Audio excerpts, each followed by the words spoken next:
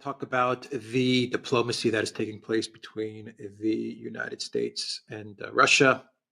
We have some details of the proposal, at least according to the mainstream media, that Rubio presented to the UK, France, and Germany, as well as Ukraine in Paris last week. And Rubio he spoke with Lavrov, and he said that the proposal is also going to be sent to Russia, or has been sent to Russia. It doesn't seem like it seems like this is a framework proposal. It doesn't seem as if this is an agreement, a detailed agreement as to how the U.S. plans to resolve the conflict in Ukraine, of which the U.S. is an integral player, an integral part to the conflict, as we know from the New York Times article. But they're positioned as the mediator in all of this, and they're trying to get the Europeans on board.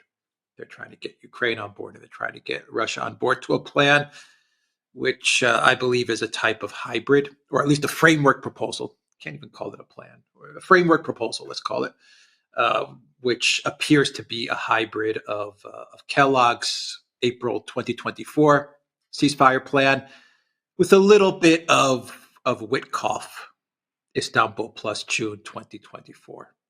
I say a little bit. So you can maybe say the territories part, though not the entirety of the territories. Part of the territories will be ceded to Russia. That's what the plan allegedly says. And then you have a recognition of Crimea and sanctions relief, which the Russians never asked for sanctions relief. Anyway, that's what we have right now going on.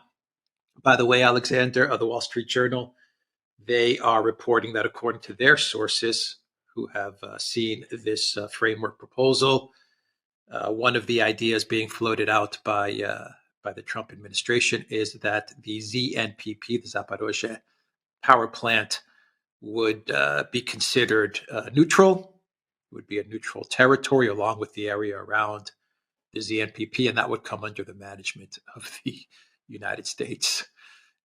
Also, the Wall Street Journal is reporting that in this framework proposal, there are no limits on the size of Ukraine's military or the amount of weapons that Ukraine can obtain once the agreement were to be signed.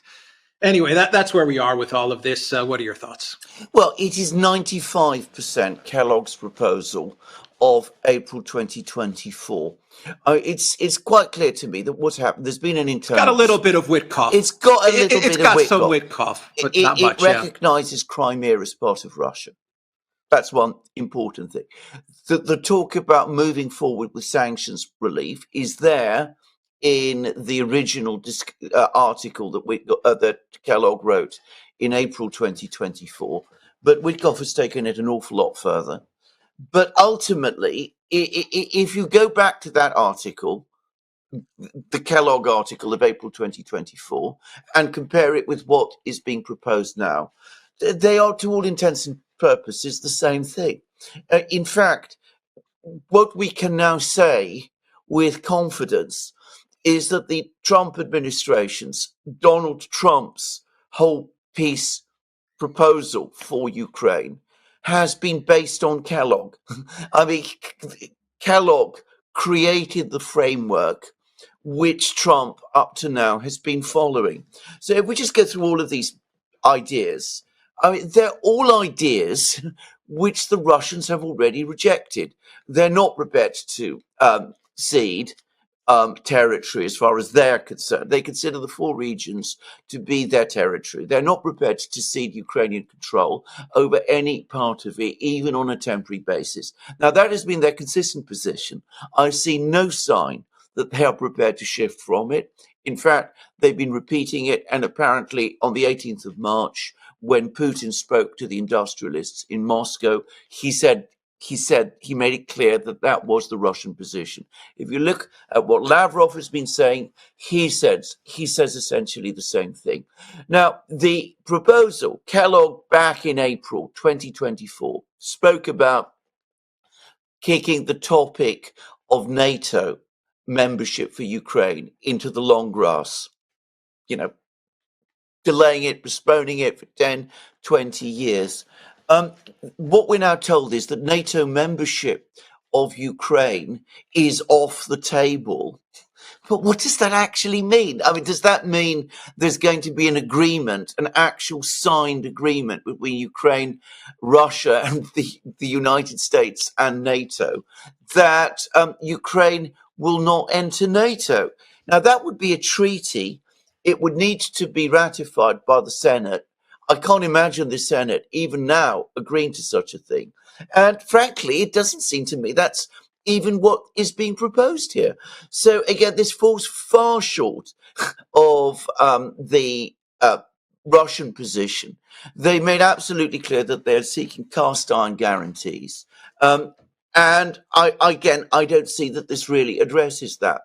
The size of the Ukrainian army, this has been a massively contentious issue. Kellogg talks about the United States supporting the Ukrainians to build up their armed forces once the war is finished. It's exactly what is being proposed now. The Russians want demilitarization. It's not even being floated here. All of the other things, changes to Ukraine's internal politics, denazification and all of that, which the Russians have been talking about. There's nothing there about this either. The Zaporozhye nuclear power plant to be run by the United States. I mean, these are proposals which Kellogg may see as reasonable. He may be telling himself and Trump that these are concessions that, that the Americans are making to the Russians. And as you rightly say, he may be saying that, sanctions, the Russians are probably very keen on sanctions relief and all of that. But it's things that the Russians have already said that they're not prepared to go with and which don't remotely address their concerns. So I see no sign, no hint from Moscow that they are prepared to shift on any of this. And besides, they can also point just what Zelensky is saying, because Zelensky is insisting that he's not going to part with the territories. He's insisting that every single part of the territories, including Crimea itself, will be returned to Ukraine at some point in the future. He insists that Ukraine must have the right to join NATO, and fairly soon. I mean, he's not, putting this off for any time period. He wants to keep the Ukrainian armed forces at the size that they currently are and to rearm them. And he wants missiles and he wants every kind of weapon that exists. So he is showing no sign of cooperating, even with the most, shall we say, concessive parts of this plan, as far as the Russians are concerned. So I am sure that the Russians are going to reject this. Now, they're probably going to come back. I suspect what's going to happen is that over the course of this week, there's going to be another meeting in London. I mean, there's so many meetings now. It's just incredible. But there's going to be another meeting in London. By the way, I should just quickly add that it's also clear, going back to Kellogg, that Kellogg has always envisaged European troops going into Ukraine. He's worked this out with Starmer and Macron. If there is this kind of agreement that he's talking about, he clearly anticipates European deployments to Ukraine. The Russians, of course, have consistently ruled that out as well. So I suspect what we're going to see over the next couple of days is Witkoff going again to Moscow. He's going to have another meeting with Lavrov and Ushakov and Dmitriev and Putin, and they're all going to tell him what they've already been telling him.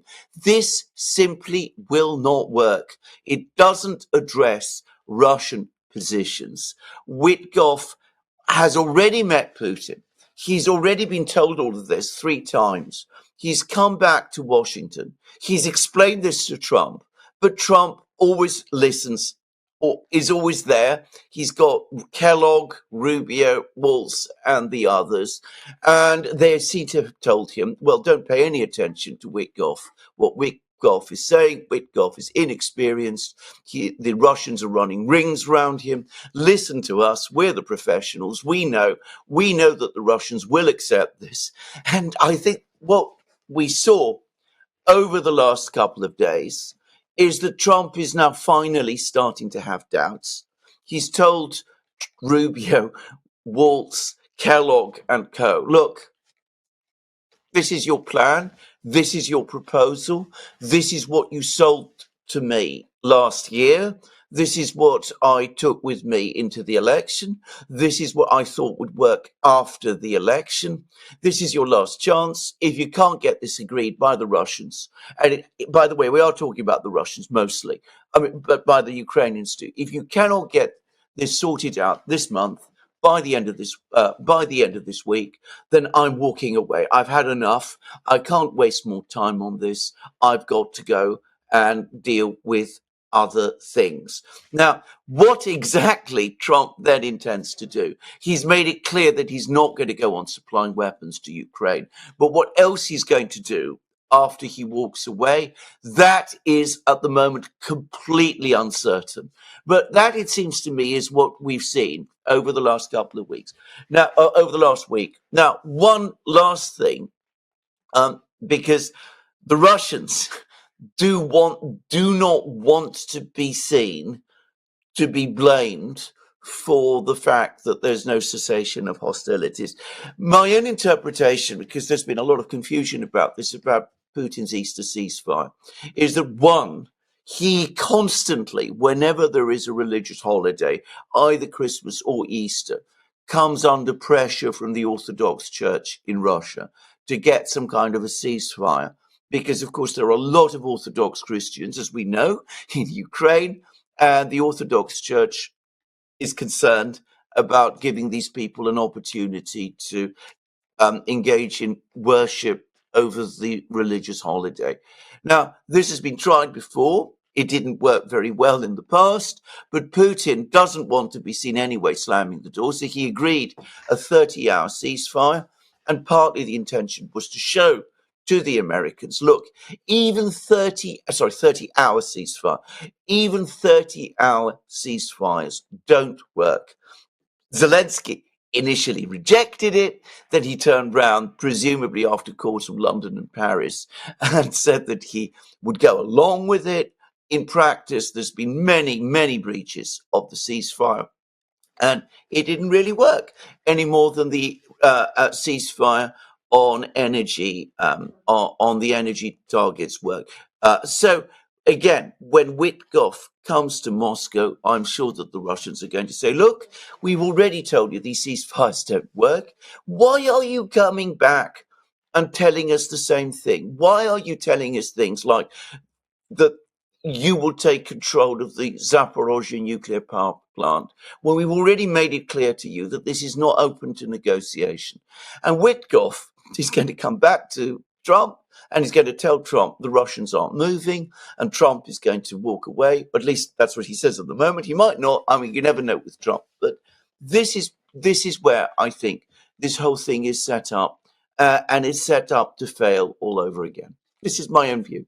Last three. Firstly, I think Trump, who I suspect does not know the details of this conflict. I mean, he's an incredibly busy man. He was an incredibly busy man last year because he had an election to win, and he has most of his time when he wasn't fighting the election, apart from running his own business, which people forget, but he was also doing that last year too. But apart from all of that, he was also having to fight all those lawsuits, if you remember, and that must have taken up an enormous amount of time. He didn't know the details of the Ukrainian conflict, and he's never shown much interest in the granular detail of the Ukrainian conflict. I doubt that he knows it to the level of detail that viewers of our program do, for example. So Kellogg comes along, he tells him it's easy. We can do this. We treat Putin respectfully and nicely. That's in Kellogg's article of last year. We engage with the Russians, which Biden never did, and that was a serious mistake. And Kellogg says that in that article as well. We look for a compromise and we come up with all of these proposals. And I'm sure Kellogg told Trump the Russians will go for it because they're very, very keen on a good relationship with the United States. They want sanctions to be lifted. They want to escape from the shadow of China. And the war is unwinnable for them. They're suffering terrible losses. And over the last couple of months, we know that there's been another narrative that's been circulating that their economy is in very, very bad shape. So I think this is what happened. I think that he was told that it is a sure win. And he also, I think, believes that the Russians do want this economic relationship with the United States that he's floating. And this is what I think he imagines, that sanctions relief is something that's going to enormously attract the Russians because their economy is in such bad shape. And he also believes, Rubio said it, that the war is unwinnable for either side. Now, the last is not true. The war is not unwinnable for either side. The Russians, as they never fail to point out, are actually winning the war. Now, it may not be happening, in lightning speed. We may not be talking about a blitzkrieg, but they are winning, and they are going to win the war on its present trajectory, irrespective of what the US says or does. The economy in Russia is not in the state of crisis that article after article, commentary after commentary in the Western media is implying. But do you remember Trump has written through social posts in which he seems to think that it is. He's talking about doing massive business with the United States. He seems to think that this is something that the Russians are going to find so attractive that they're going to put everything else aside. Perhaps at a fundamental level, he cannot understand or comprehend why the Russians would not want to do that. They still assumed that getting sanctions relief is somehow very important for the Russians. And I think they're wrong about this. As you rightly said, the Russians have never asked for sanctions relief, not at any time. But this isn't something, I think, that not just Trump, I think many people in the United States simply don't get, that for the Russians, achieving their objectives in Ukraine is more important than sanctions relief. Given that we know, and Trump obviously knows, that this is in fact a US-Russia war, to all intents and purposes, that should have warned Trump that the Russians would never accept the Americans as mediators. The Russians would accept the Americans as negotiating partners because the United States is a party to the war. But instead, he went along with this idea of Kellogg's that the United States could be a mediator, which the Russians were never going to accept. Now, what